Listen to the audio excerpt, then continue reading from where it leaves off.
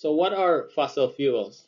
From the name itself, fossil, we refer to this as very old or ancient fuel as a source of energy.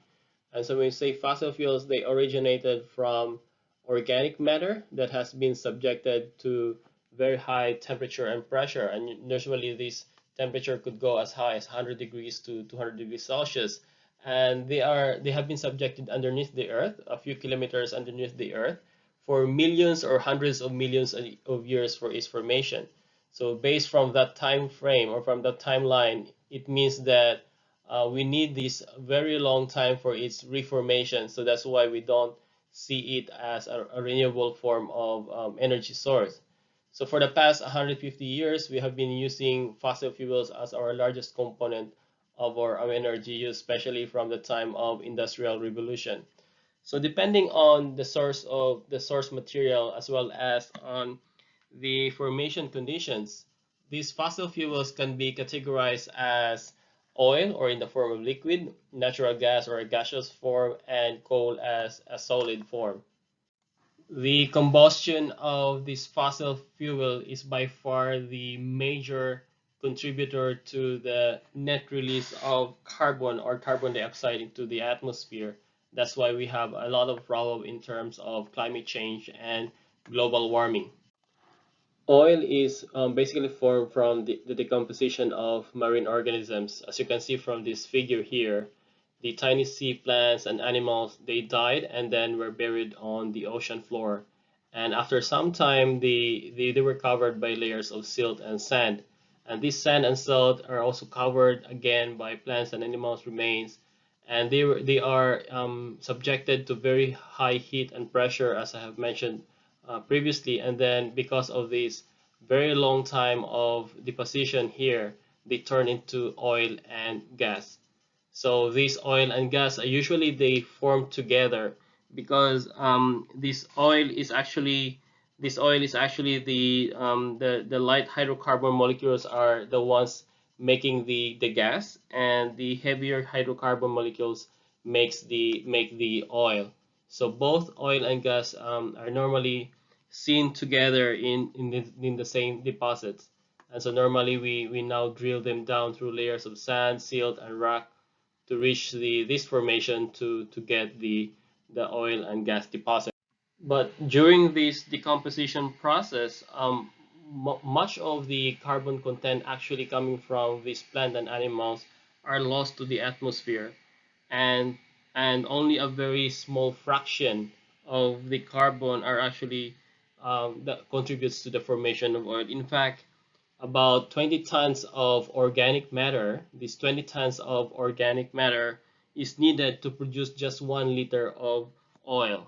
And that's the very big amount of source material, organic matter, just to produce 1 liter of oil. So as we all know, this oil is one of the major uses of oil that we all use now is transportation or as a fuel to our cars or trucks or any mode of transportation. Mainly because, as I've mentioned in previous video, that it has a very high energy density and also is very convenient because it can be transported easily as a liquid state. So while oil is a heavier hydrocarbon, the natural gas what that is already also probably can be located together with oil is actually light hydrocarbons, and mainly they are about 85% methane and 50% ethane. This natural gas is also can be obtained via the process of distillation, also a byproduct from the distillation of crude oil, which I will be explaining in the next slide. One example of the recent ones that has been being drilled in Australia is coal seam gas, the exploration of coal seam gas, which is basically gases that are trapped in between the coal seams here, and they have to be extracted and drilled at a very underground so that the gases will be exposed through this drilling, and so gas will be extracted from the ground. So this is it's a big issue actually in Australia about the drilling process and the the effect on the stakeholders or the effect of the people wherein this coal seam gas are actually located. So, and also sometimes this coal seam gas is also called as shale gas in the United States, and this is one of the major sources of for economy now in the U.S. and also for Australia. This has been growing in terms of its production.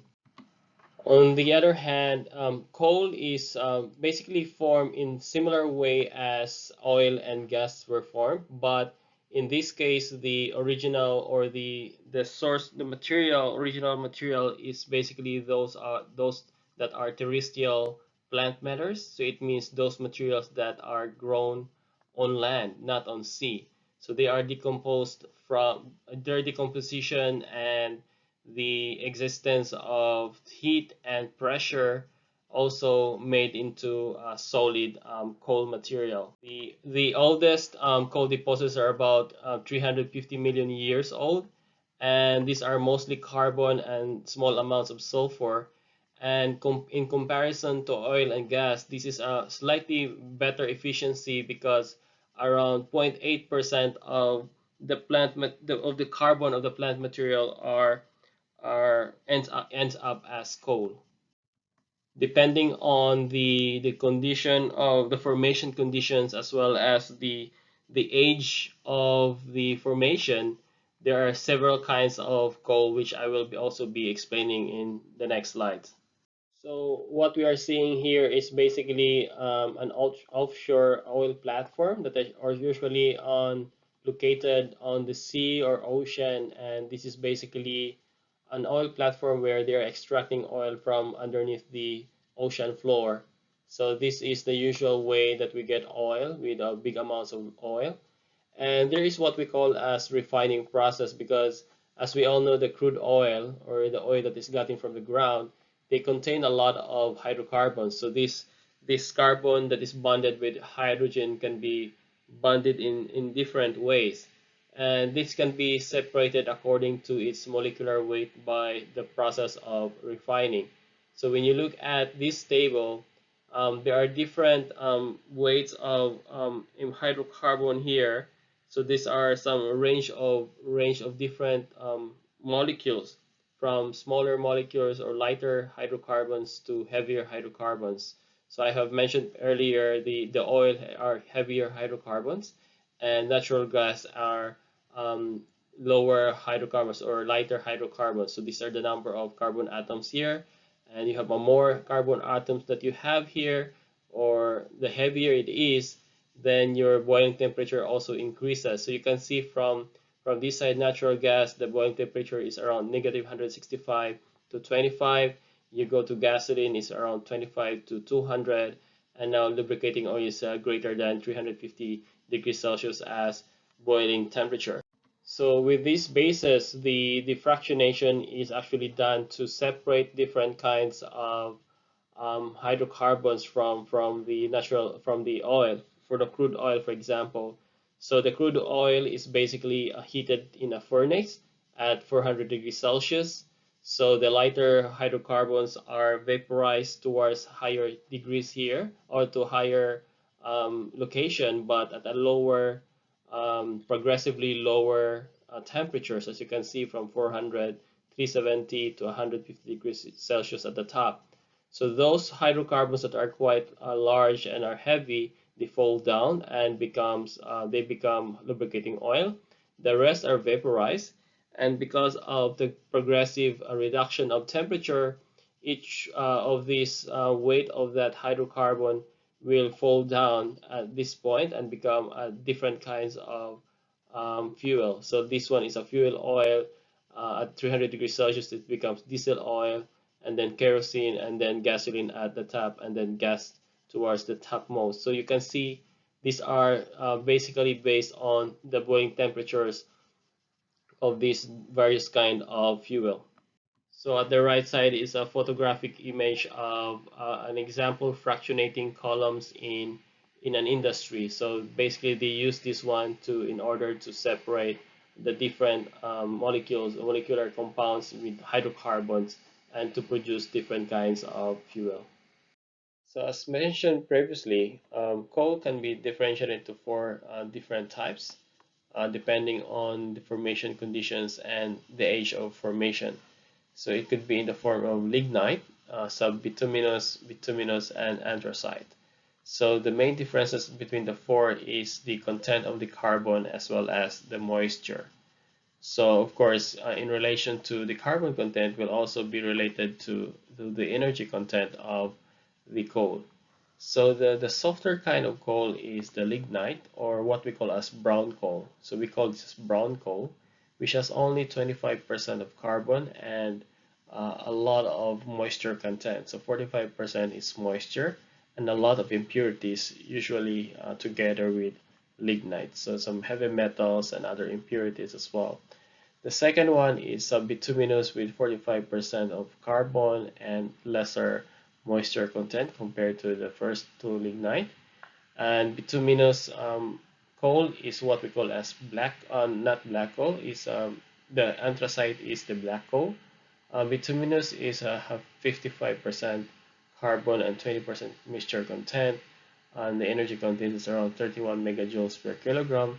So it's basically this is the energy heating value of the coal. So it means this is the energy content of this coal material. And anthracite is what we call as black coal. So this is the hardest form of coal, and it has the highest value also of carbon content. Around 90% is carbon, and the moisture is around 10%, and the highest energy content as well. So it means it will burn and it will release more energy compared to other coals. So in Australia, both black coal and brown coal are used for electricity generation in power plants and also for export. But the lignite form of coal, which is the brown coal, is the more polluting type because it has a very low energy content and it also composed of a lot of impurities inside that adds to the pollution. And so this is a more polluting type of coal. So a number of power plants have already been decommissioned because to lessen the pollution of the brown coal as well. But mainly black coal is a cleaner type of coal with a very high carbon content and energy content as well. The reserves of coal will also depend on the growth of the population. So as we know, the higher the population, the more uptake and more consumption of energy. So there will be a faster rate of use of any form of energy, especially from fossil fuels. So let's say, for example, if you compare US, Canada, and the world here, at 0% annual population growth, the reserves or the coal resources will probably stay for more than will be used for 1,500 years or 1,800 years for Canada, and the world we can still use the coal at 1,200 years. So that means without any annual population growth, but that will not happen. And so at 2% and 5% annual growth, especially for 5% annual growth, probably we only have around 84 years of remaining reserves for our coal, for example. And the actual growth rate is actually like this here, but we can estimate from the different annual growth rate about how long our reserves for coal will possibly last. Also, in a separate table and a separate estimate, we can see that the oil will probably last at this specific annual population growth rate around 50 years, and for coal is around 114 years, which is not too far from the other estimate in this table as well. So it means that it's not that long. It could be within our lifetime. It's possible that coal will be already be finished, and there will be no other way to go about it but to find another alternative method or alternative source of energy, because coal is a finite source. It will take we have to wait millions of years for it for to be formed again to the new formation of coal and oil, and so that's not within our lifetime. So that's why we need to take care, and we need to really consider these estimates here about the necessity at this point that renewable energy should be there because the fossil fuels will run out soon.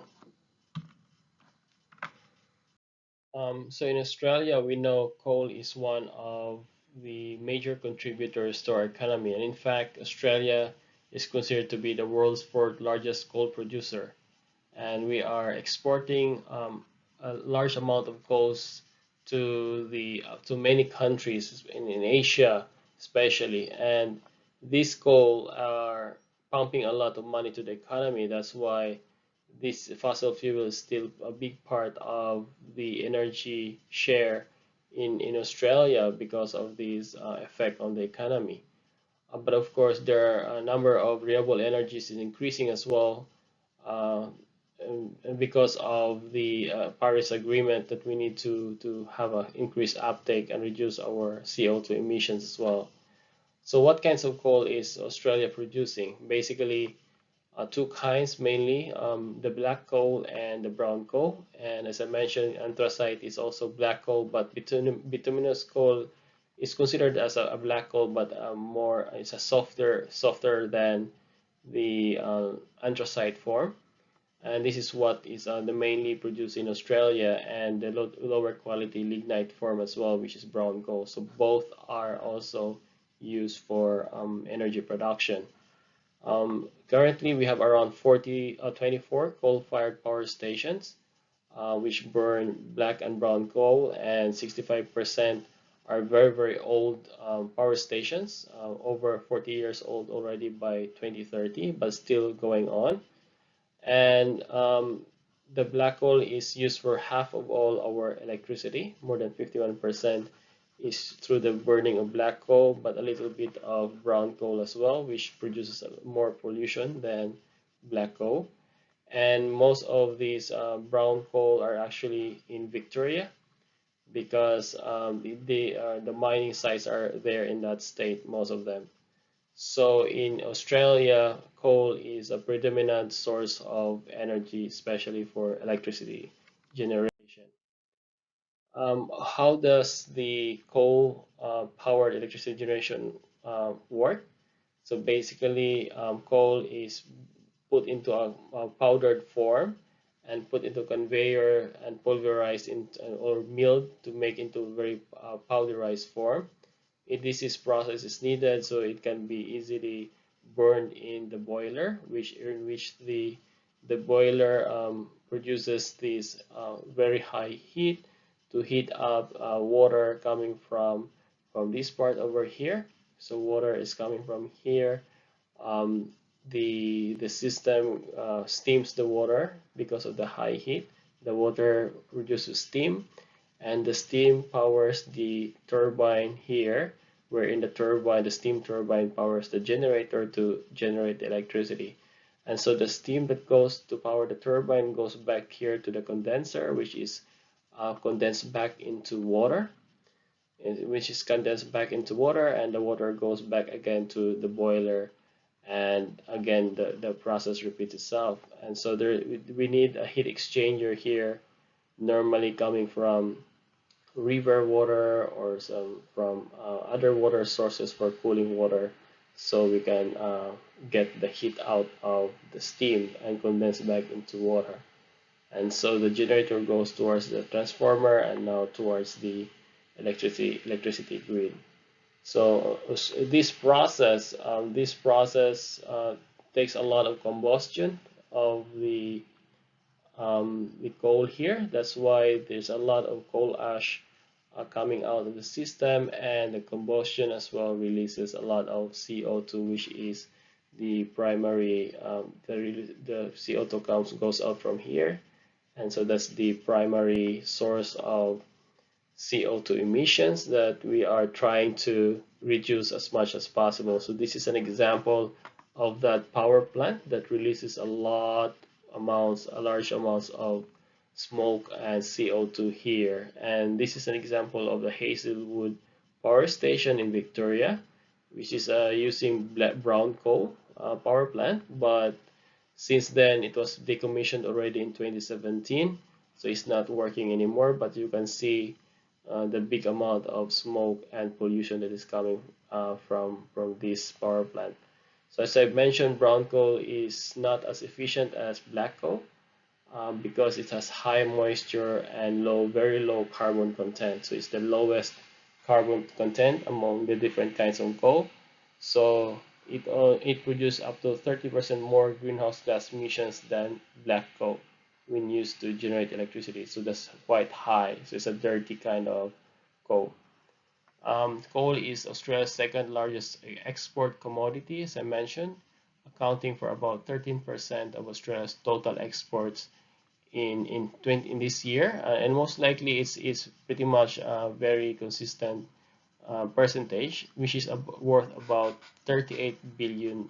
So that's a large amount of money that is being injected into our economy. Of course, the main problem with the use of fossil fuel is the byproduct, or especially on pollution. So utilization of this fossil fuel, as we all know, almost always involves combustion. And this combustion is basically from carbon plus oxygen, which results to CO2 plus the heat. So that is the combustion process. So it produces, because there's a heat, there's a thermal pollution, especially if you use a cooling water. The receiving cooling water from the condenser will go back to the river, and the receiving water in the river will now be warmer water. And so the warmer water will change the water properties of the river in terms of the pH, for example, the temperature of the water, which changes the dissolved oxygen content, and also most likely will affect the fish and the aquatic animals in that area of increased temperature. There's a lot of chemical pollution as well. For example, a number of particulates, a number of acid rain, for example, can be formed. So this is also another problem. Particulates are nitrous oxides, will also be the ashes, for example, or some particulate matter that we can inhale. So these are also pollution. And the major one, of course, is greenhouse gases in the form of, especially with carbon dioxide. So this is the main big issue in terms of the use of fossil fuel. So when you look at the differences between the different sources of energy in terms of their greenhouse gas emissions on average per unit electrical energy. So this is based on electricity generation. So you can see that coal can produce almost 1,000 kilograms of CO2 per megawatt hour of electricity. So this is the average amount of CO2 that can be generated just by burning 1 kilogram of fossil fuel, coal. For natural gas, it's lower, almost half lower, around 430. But if you look at the other sources of energy, which are renewable energy, you can see a big difference in terms of the value. So there is still, it's not zero. You can see that it's not zero. So it means that in fact, in renewable energy technologies, they still emit CO2 as well, because they have to use a lot of different materials like rare earth elements as well. The extraction of this one will be very difficult. The wind energy will use a lot of metals and for turbines. Geothermal also for the processes of extraction. Hydroelectric is for the cement and concrete. That takes a lot of produces a lot of CO2 as well. So overall, they still emit CO2 per kilogram per megawatt hour, but this is nothing compared to the fossil fuel. So this is quite big. That's why a small amount of fossil fuel use will result more danger towards the environment. So we need to have this alternative source of energy as a renewable energy technologies towards a cleaner um, technology for the future. Since fossil fuel still has the largest share in terms of energy generation and consumption in the world, there's always a debate about going towards 100% renewable energy or not, or maybe it's better to do this process of carbon capture and storage. Because in fossil fuel, the main problem is the emission of CO2, and many scientists and researchers suggest that why not just capture the CO2 and store it, store it somewhere secured, and so we are actually not allowing the CO2 to be released to the atmosphere. So this is the process of carbon capture and storage. So this process mainly is not this is not a renewable energy technology, but rather it's more of trying to minimize the effect of CO2 emissions by using fossil fuel. So it is basically in conjunction with any fossil fuel technology that enables to capture the CO2 from the exhaust rather than putting it into the atmosphere for to cause some damaging effect. So for a large scale carbon capture, like for example, flue gas scrubbing from power plants, it presents technical, economic, and political challenges, definitely. As of this moment, it is not yet widely used because of a lot of issues and concerns during its operation, especially in long-term operation. So the long-term options for storage of CO2 or carbon dioxide is called carbon sequestration or carbon storage. Considered now, and there are different ways to do that by geological storage. So it means that it is put in underground rock formations, especially if you have an abandoned coal mine, for example. If you have a coal mine that is not being used anymore, you can put your CO2 in that mine and close it up, or even in oil fields. So for example, if you look at this diagram here, this figure here, so if you have a coal power plant before, and this is the ground level, all right, and so normally when you have some coal mines that is abandoned, for example, you can insert or you can put your CO2 to that coal mine, whereby releasing some of the methane going out as well from the rock formation. And this coal mine will be sealed, and so it means the CO2 will just be stored in this coal mine formation or from the rock formation. Or another way is through the oil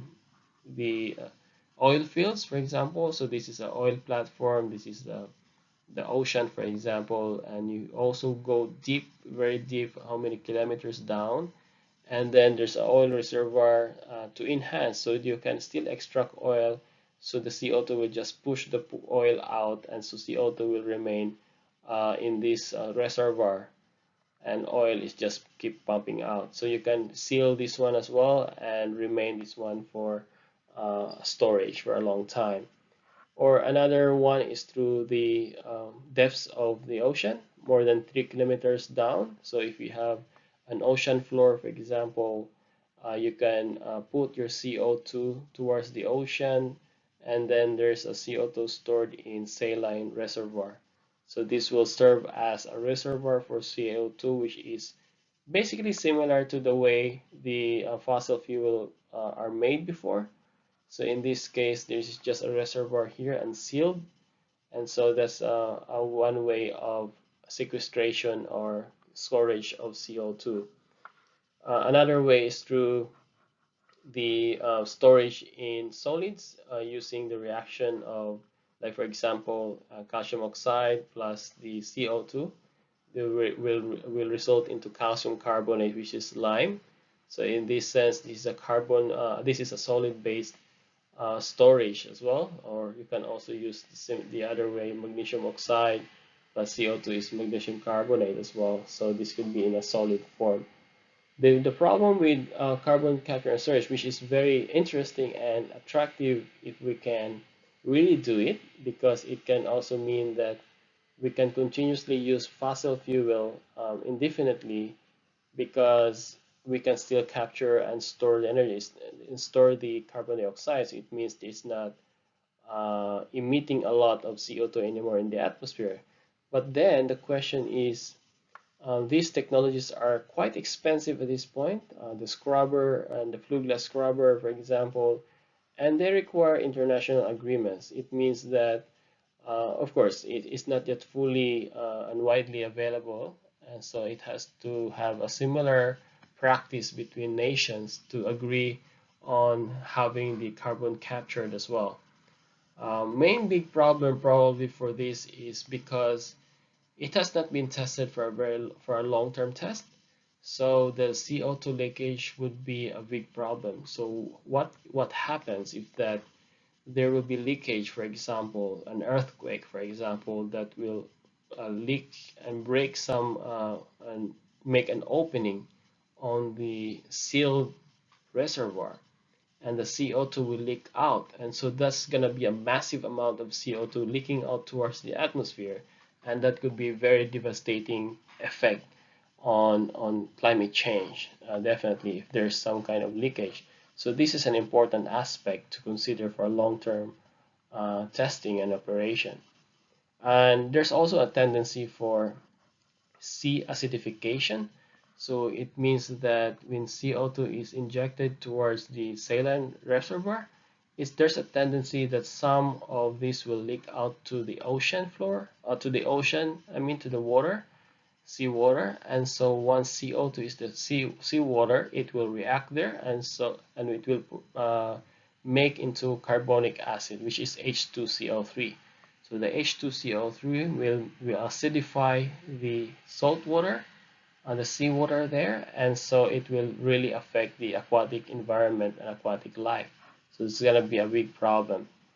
So far, there were 8 full-scale CCS projects in 2012, much more these days already, but they have a short time scale, not a long-term test yet that could signify that it is already safe for practice. So carbon capture and storage is quite interesting, but needs more time, more test, and more robust design, probably, of making sure that the leakage will not happen at all in the future.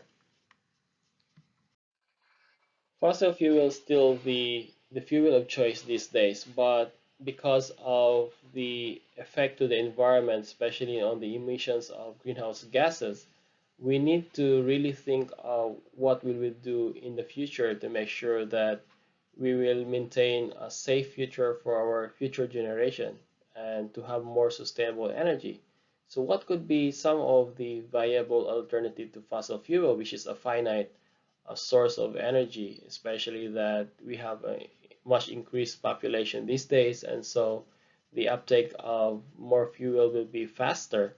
So we need to really start thinking of making sure that we have a more sustaining source of energy in the future. So the viable alternative to fossil fuel, as we all know, should be based on renewable energy. And not only renewable energy, it should have energy efficiency and conservation approaches. And you can argue that the carbon capture and storage will be part of the approach as well in the future if they can provide a proof or evidence of being safe for a long-term operation. But mainly, I think the most promising one is with the use of renewable energy. So what is this? Renewable energy is that energy that comes from natural resources and are naturally replenished in a short term. So when you say short term, we are talking about not millions of years. So it means within our lifetime, something that we can feel and see foreseeable future. So in comparison with fossil fuel, which takes millions of years to form, this one will take from minutes to days to years and decades, for example. But still okay, it's still within our lifetime.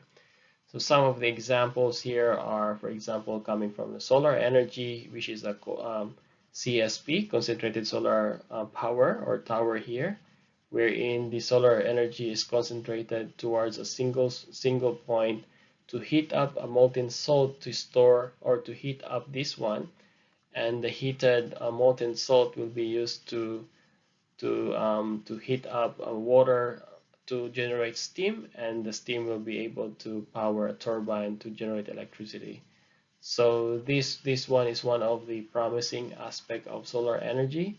So we can discuss this one more in the solar energy class topic.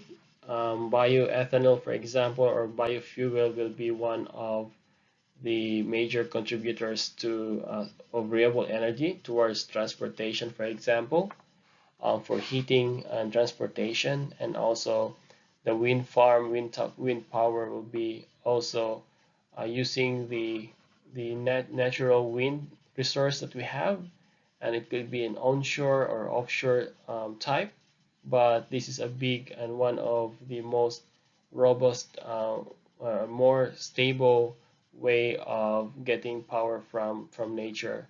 And of course, we cannot forget hydropower or hydroelectric energy coming from the elevation difference, the potential energy of water. And so this one is one of the highest share of renewable energy in terms of providing electricity. And so these are only some. We have more that we can discuss about tidal energy, wave energy, and other forms of newer forms of renewable energy. And we will be discussing each one in the next videos, which specifically for each one. But right now, we'll just give an overview of what are the different progress and uptakes of renewable energy, and what are these renewable energy, and how much is the capacity that we have towards provision of coming from renewable energy. So the major technology of interest when we talk about energy is basically fossil fuels, number one, and nuclear could also be another factor or another contributor to the energy that we have. But renewables, there's a lot. There are a lot of renewable energy sources. As I mentioned, wind, solar energy, hydroelectric, biomass, tidal wave. And if you look at this, especially this from wind to until wave, basically almost all renewables are has been the sun has been always been the main source of this energy. All of them are affected in other one way or another because of the energy coming from the sun. Of course, if you look at here, the solar thermal, solar PV, photovoltaic, is basically directly coming from the sun, as you can see from here, and we can generate power or energy in a different time scale as well. But if you look at wind, wind is also an effect of the sun heating the earth, and the difference in the pressure in the earth because of the heating of the land and the sea are different. It actually produces wind. So basically, it's indirectly related to the energy of the sun, the production of the wind. The same way hydroelectric is based on the level of water based from water sources as well. So water is also from the water cycle that we have is also affected by the sun, because sun um, uh, is the sunlight is actually evaporating the water from the earth, and the water is condensed, it goes towards the atmosphere in the form of clouds, and then they precipitate back to the earth, and this precipitation is in the form of rain or snow, and this rain or snow will go towards the dam and store there as water, which will be used for the production of electricity due to the positioning, okay, the position or the potential energy of the water due to the location or the position. And of course, biomass, as we know, is biomass is just based on plants, and plants or base plants or animal parts, and plants mainly are also based on the use of sunlight. via the process of photosynthesis in the plants. They use energy from the sun for that, and so this is also quite related. The same way with tidal and wave, they also are affected by the sun energy. So if you look at this one, if you compare the renewable energies compared to the fossil fuel, you can see from these differences that the fossil fuel, the coal, the oil, the natural gas, takes millions of years of its formation.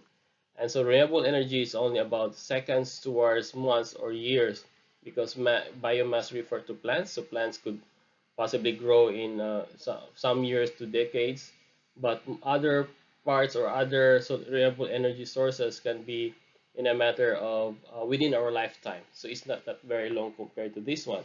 That's why we consider them as renewable form of energy. So how do this work?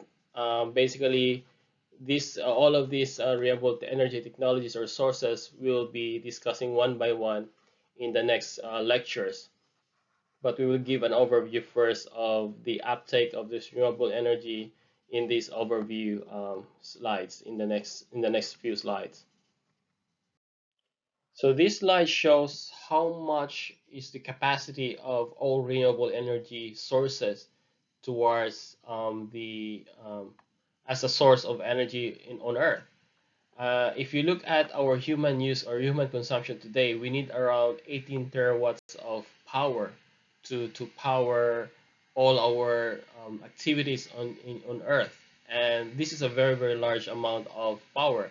And most of this, about 80% of this consumption is being given or being sourced from fossil fuels, as we all know, from oil, from gas, from coal. A big part of that is from coal and some oil here as well. And the energy consumption is around here, which means that this is the total energy source or reserves. So there's a lot still about coal. So it means that coal can provide a lot of more of energy and oil towards the provision of energy in the world.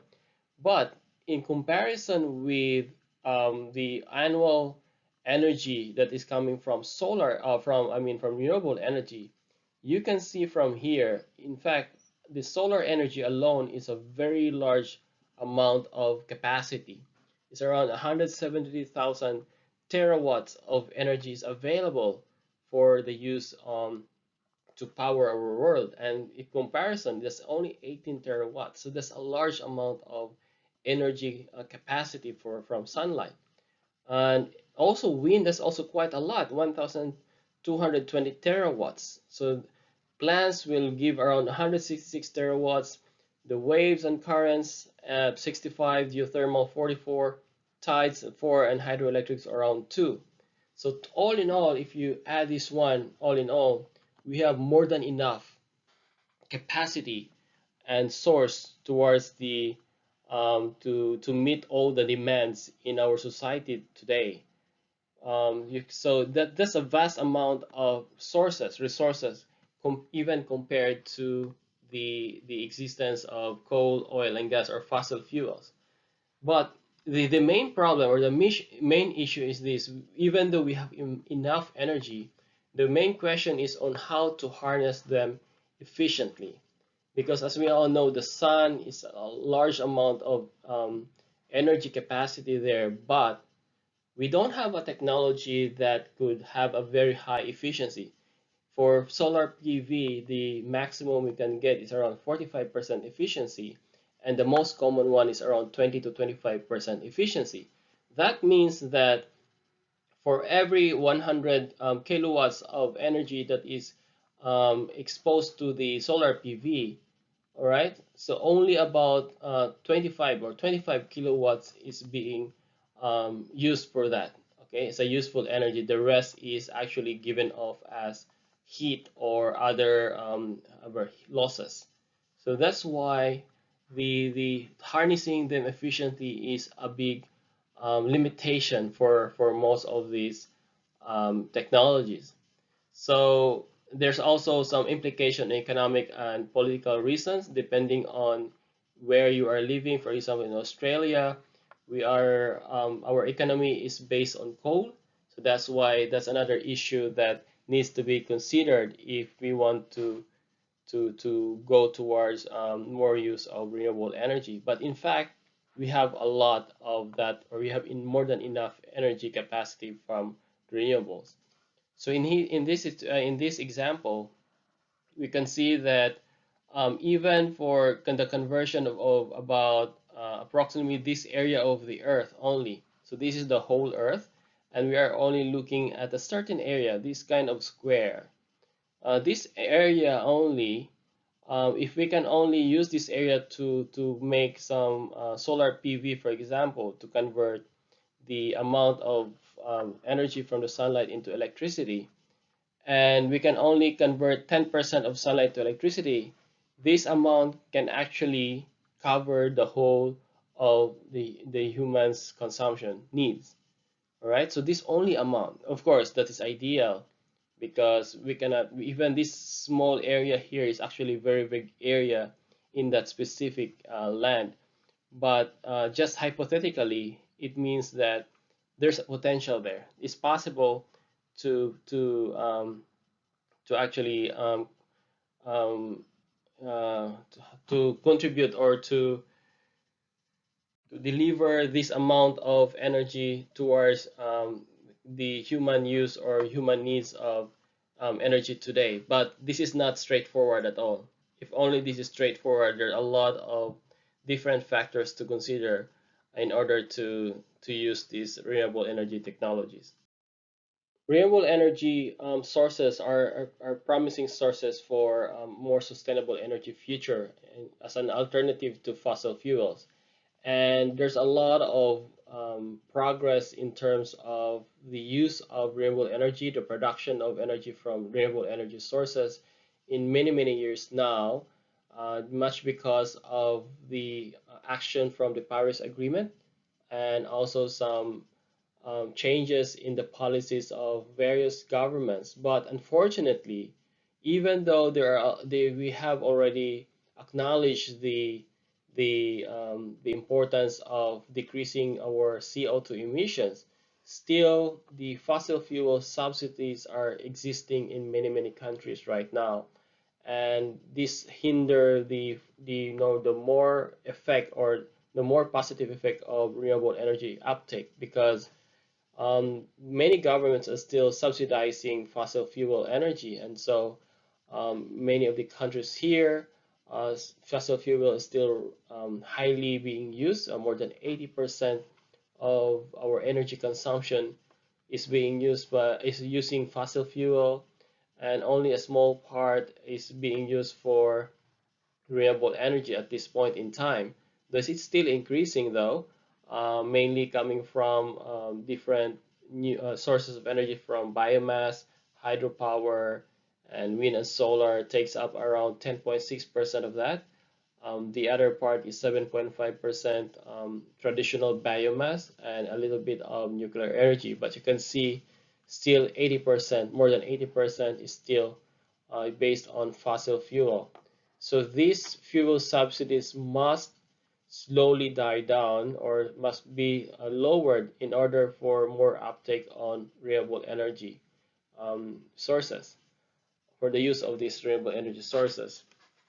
There's also some positive movement in terms of the energy intensity of per capita or per person. As you can see from this graph from here, energy intensity is basically the amount of energy used to produce a unit of GDP. As you remember from the Kaya identity, I've mentioned about this energy intensity. So the lower the energy intensity is, the better. So in this case, from 2012 to 2017, there's in fact a declining energy intensity at the lower. So it means that there's around a decline of around 2.2% of global primary energy intensity, which is good, but is not yet at the expected rate, so that we'll be able to see a really positive effect on our CO2 emissions. So this energy intensity must go down further in order for us to further reduce our CO2 emissions. The Renewable Energy Policy Network for the 21st Century, or what we call as REN 21, has published a Renewables Global Status Report, or GSR, recently, and they have reported the various progress and updates about the status of renewable energy across the world. And they have published, or they have reported, really positive impacts and positive progresses and developments in terms of the production and consumption of renewable energy. For example, in this case, it has been said since last 4 years, we have more renewable energy capacity is basically installed every year. If you compare this one towards the non-renewable share, so this one is the yellow one is the renewable energy share, and the other one is the non-renewable share. So it means that the renewable energy share is actually increasing much faster or higher compared to the non-renewable energy share. So it means that more renewable energy sources or technology has been installed, especially from since 2014, for example, and less fossil fuel based technologies or installation has been carried out in comparison to renewable energy. So this is a very, very good progress in terms of installation every year. In addition, we can see also that there's an increasing uptake or production of energy coming from various renewable energy sources, especially from solar PV. So solar PV is the yellow bars here, and you can see a very big increase in terms of the production using solar PV for for its power capacity. So in fact, solar PV is the highest in its increase since 2012, and wind energy still has quite a big share of the renewable energy, but it has maintained a little bit of its in terms of its capacity at new additions.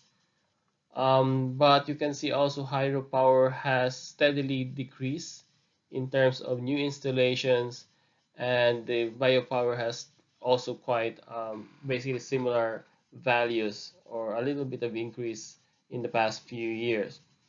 Also, we can see from these two graphs here that in fact, among all countries in the world, China leads the installations and the production of energy based on renewable energy. So you can see from here, from solar PV, global capacity by different countries and regions from 2008 to 2018. The yellow one is the share of China. And China has the biggest share in terms of solar PV capacity, installations, and production of energy. And also the US is also, Japan is here, and Germany, and the rest of the world are here. So this is only for solar PV, and you can see a big share of China. But if you compare also in terms of the renewable power capacities throughout the world, you can see that also China leads the world in terms of capacity, renewable energy capacity. So this is China here. So China has wind power, China has solar PV, biopower, so that is around 404 gigawatts of power capacity from China alone. And the next one is from the European Union, which is the consortium of different countries. So it's around 339. And if you have a breakdown of this 200 level here, you can see the world total. This 200 level here is actually a combination of the US, Germany, India, Japan, and the UK.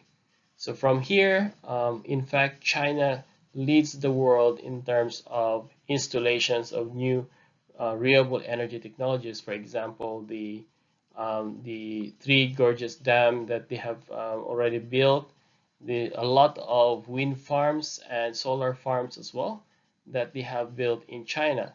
So in previous lectures that we have, I've shown that China is also the number one in terms of emissions of carbon dioxide. And China is also number one in renewable energy installation. So you can see there that in fact, China is emitting a lot of CO2 because they are building a lot of things. They are using a lot of materials to build dams, to build this PV here, and also the different renewable energy technologies. And all these materials and expenses will incur some CO2 equivalent in terms of emission. So that's why they are also emitting a lot of CO2 until such time when they reach their peak of installation. And I think in the near future, China will slowly decrease in terms of CO2 emissions. But for this time, they are still progressing, developing so much, and so they're also emitting a lot of CO2 while they are also leading the world in um, going towards a more renewable energy technology society. In terms of the renewable energy uptake in the electricity economy, we can see that from here, the renewable energies has uptaken quite a big share in electricity production. So it's around 26% of, or nearly one third of the whole electricity share is actually coming from renewable energy. And that's a very, very big good news. And so majority of this 26.2% is coming from hydropower, because they have quite a large capacity there. A lot from wind energy as well. Solar PV is coming next, and some from biofuel power and geothermal energy, CSP, and ocean power. So it looks promising now because it's growing quite rapidly in terms of renewable energy share in electricity production. But of course, the most of the share is still coming from fossil fuels, like from coal and other fossil fuel for generating of electricity. And with this electricity generation, this is a good news. But if you look at the overall consumption of energy, the electricity generation is actually just a small part because a majority, this is the electricity generation, for example, this is coming from renewable energy, but majority of the use of energy is not actually going towards electricity production. It's more consumption. It's more of the use in heating and cooling and transport. So heating and cooling takes up 51% of the total final energy consumption. And only a very small part of this is renewable energy for heating and cooling. You can see from here is around 10% is by renewable energy, and the rest of this is actually coming from natural gas and oil as a source of heating for them. So it's basically fossil fuel based. In the same way, if you look at transport, majority of the transport fuel is coming from diesel and gasoline, and only a small part is renewable energies, mainly from biofuels, for example, or from electric cars, batteries like that, fuel cells. And so this is a very, very small part and still growing. So there's still a big room for improvement in terms of focus of putting more renewable energy in these areas here, like heating and cooling and transport. And it has to do a lot with the policies of the government as well, and also the limitation in technologies. But in terms of increasing the uptake, we have to focus more of increasing renewable energy technology uptake in these two areas for this case. The good thing is about this is that in transport industry, there is a positive trend now towards the use of more electric cars in transportation, and this is a good news because the trend is an upward trend. And once we have a solid technology for electric cars, maybe hydrogen energy as well for powering fuel cells and electric and cars like smart cars, for example. This will help in increasing the uptake of renewable energy in the transport industry. and so it will also highly decrease the emission of CO2. Um, Aside from all of these progress, which are very positive, mainly, it also the rise of renewable energy area or industry has also resulted to a lot of new jobs. So it's around 11 million jobs have been created towards the toward providing contributing to renewable energy technologies. And most of these jobs are for solar PV, solar energy, solar PV, concentrated solar power, solar heating and cooling processes. So these are majority of the jobs are there, concentrated there. The rest are on bioenergy and hydropower as well, and a little bit of wind power and geothermal.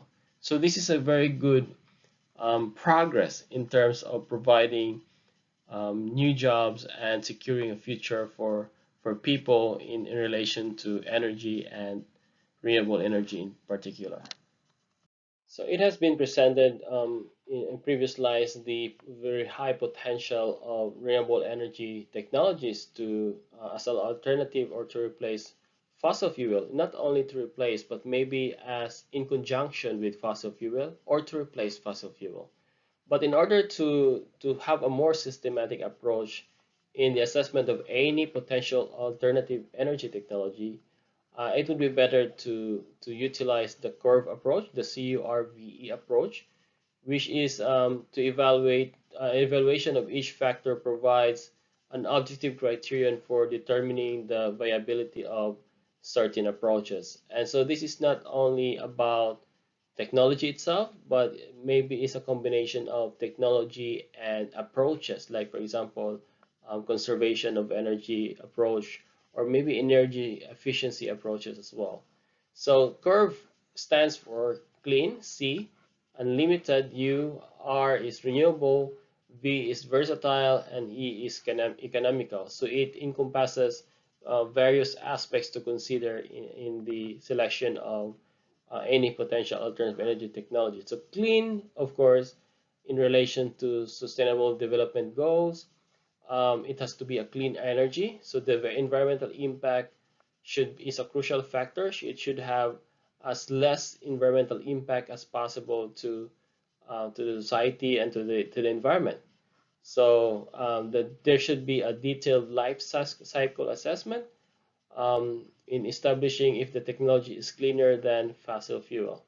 Because if there's a life cycle assessment, it means that we have to consider from the start, the exploration, the extraction towards the end of the life of such materials or such technology, including especially the materials used. So because the materials, the extraction process, the material itself will also incur different amounts of CO2 emissions. So it has to be included in the overall assessment and comparison between with the fossil fuel. The other criterion is unlimited. Although all of the sources will have limit ultimately, but there should be a greater availability to make contribution for future needs. So it means the resources must be there in foreseeable future so that we can use it within our lifetime. It has to be renewable. It can be easily replenished in shorter period. So definitely this is not fossil fuel because fossil fuel takes millions of years. So it should be as much as possible in a shorter time frame of renewing itself. It should be versatile. It should have a high energy density. It should be portable as much as possible and also can be used not only, for example, not only for electricity, but can also be used for heating purposes, for example. It should be versatile kind of technology or approach. And definitely it should be economical. It has to be competitive enough. It's not expensive, so it must be cheaper in the long term, and also cheaper compared to the current technology or the current source of energy. So overall, we can use the curve approach towards the assessment of any potential alternative energy technology or energy approach of towards a sustainable energy future.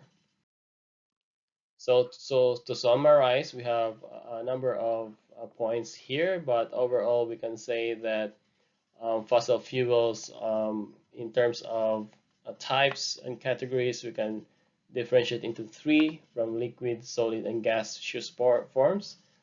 And they have also can be refined to different products. For crude oil, it can be also made into gases depending on their to the hydrocarbons in terms of the size or the weight of their molecules. Coal has different ranks as well, depending on the formation conditions. So the amount of carbon in the coal is not the same for all. So it will also matter in terms of how long the formation age and also the formation conditions.